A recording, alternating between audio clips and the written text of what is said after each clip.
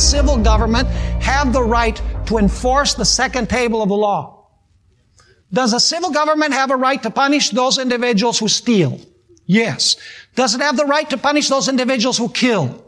Yes. Does it have a right to punish those who beat up on their parents? Yes.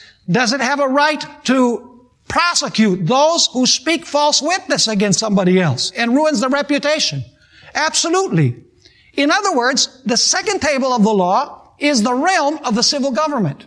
But the first table of the law, the civil government can have nothing to do with, because it has to do with our duty and responsibility and worship towards God. In other words, the civil government has been established to preserve the civil order. The first 4 commandments are off limits for the civil government.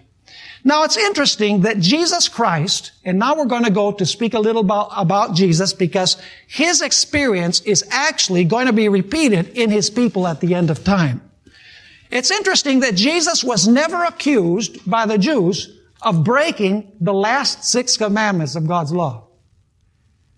Jesus was never accused of disobeying the civil laws of Rome. All of the accusations that the Jews launched against Jesus were things that had to do with the first table of the law. You say, where does the Bible say that?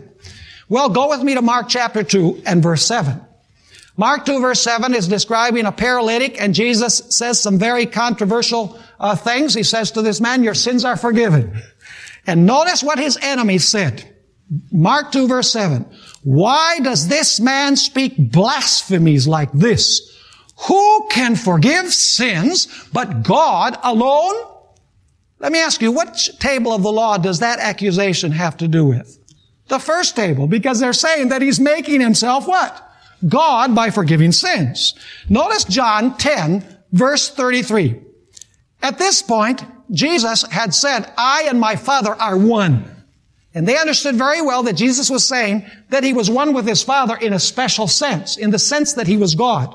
Notice John 10:33. The Jews answered him saying, for a good work we do not stone you, because they picked up stones to stone him, but for blasphemy, and because you, being a man, make yourself what? God. There it is again. He's being accused of violating the first table of the law. Notice John chapter 9 and verse 16. John 9 and verse 16.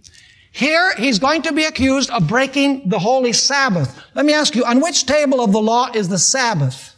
It's on the first table of the law. It's a duty that we owe whom? That we owe God. It says in John 9, verse 16, Jesus has healed a blind man. Therefore, some of the Pharisees said, this man is not from God, because he does not what? He does not keep the Sabbath. By the way, were they right or wrong? They were wrong. He did keep the Sabbath. He just didn't keep the Sabbath according to all their rules and regulations. He kept the biblical Sabbath, not the Sabbath of the rabbis.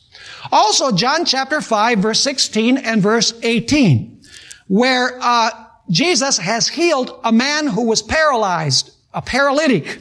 Notice they accused him once again of violating the Sabbath.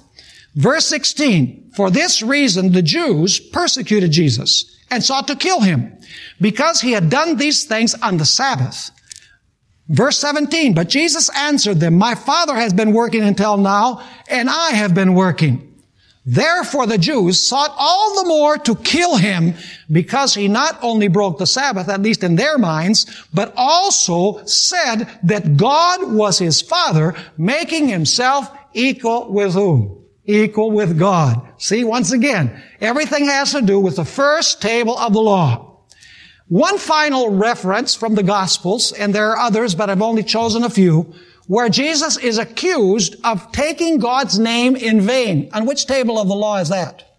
That's the first table of the law. It's the third commandment. You shall not take the name of the Lord your God in vain. Notice John 8 verses 58 and 59.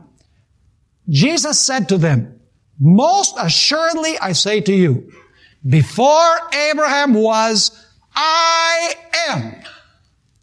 Who was Jesus claiming to be? Remember at the burning bush, Moses asked, what is your name when I go to Israel? I am that I am has sent me unto you. Did the Jews understand that Jesus was taking the name of God and applying it to himself? They most certainly did, because it says in verse 59, then they took up stones to throw at him, but Jesus hid himself and went out of the temple, going through the midst of them, and so passed by.